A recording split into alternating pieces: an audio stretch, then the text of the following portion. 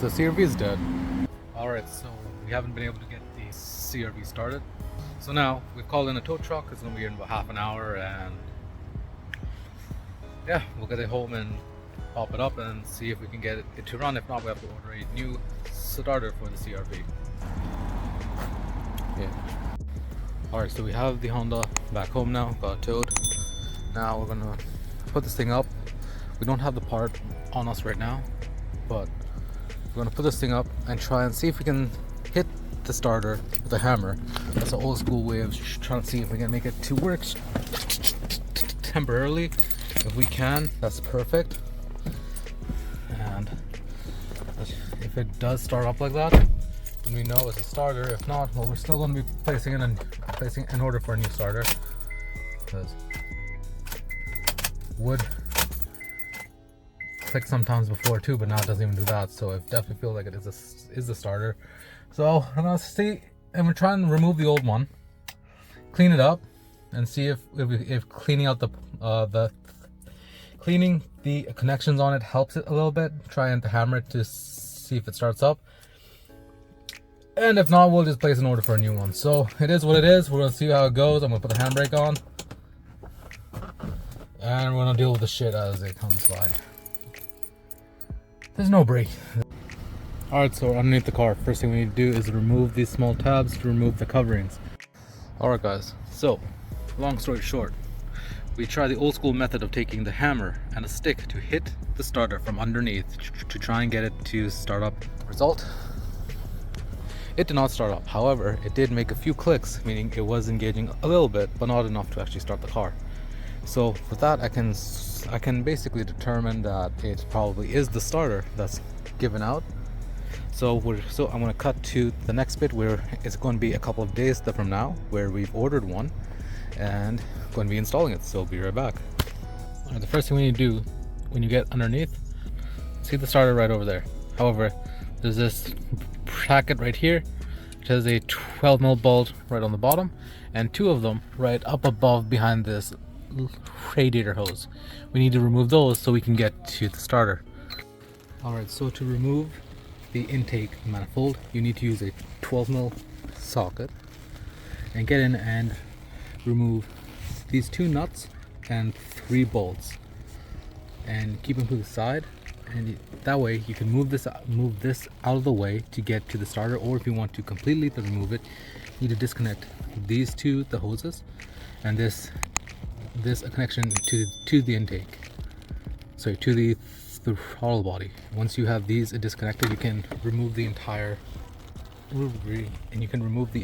intake manifold, and that gives you direct access to the starter that's right underneath it. There are 2 bolts to the bracket that you guys may remember from the beginning of the video. That was bolting down the intake manifold from the bottom to the frame. We've already removed those 2 bolts. We've already removed those 3 bolts, so we don't need to do that again. Also, I don't know if I had recorded this already or not, but at first most people online say on these manifolds there's only 5 bolts, like these 2 nuts and 3 bolts. They're wrong. There's one more down there. So altogether there's 6 items on the manifold. One's right down there. I was popping this open without noticing that, and I almost broke it, but thank goodness I got underneath and noticed that. So there's a bottom one right there. It's a bit hard to reach, but once you get that, you can remove the entire manifold.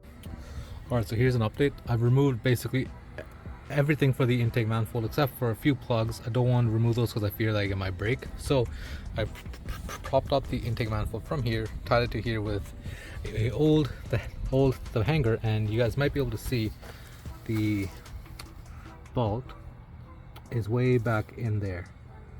Now I can see that, so my plan is to use a couple of extensions and maybe a torque wrench as a ratchet or a breaker bar and break that bolt loose. Once I have it loose, I'm going to put my hand in there or take something else and try and remove it. Once I have that removed, I could probably do everything else from underneath the car. The way I'm doing it is not the best way. It's probably not the right way, but it saves me from removing things that might not be able to, that might break.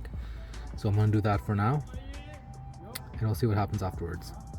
Alright guys, so as you guys can see, we have the intake manifold off. It was a huge pain to do. You remove most of the hoses, remove the wiring to the side and get everything. So we got the starter out. We've unbolted the back 14 mil. Finally that's done. I just need to remove the 12 mil underneath a boot cover right down here. There's a boot cover. You remove a 12 mil from that, and all of the, and you should disconnect this sensor plug right there too, so that you can pull out the starter. So we'll do that now. All right, so here's the old one. You see the old piece of junk, and here's the new one. Compare that, they're both the same in shape and size, which they are. So now we can put in the new one and everything should be much easier now. And I'm gonna not record installing it and doing everything else because it's all in reverse. This thing's been taking me way too long, so I'm gonna get this done and then get back to you guys, and hopefully the CRV starts. So you see how it's, so you see how it is right now, and with a snap it'll be all back together. There you go, it's all plugged in and it's working. I removed everything for this one bulb, but there you go. That's it.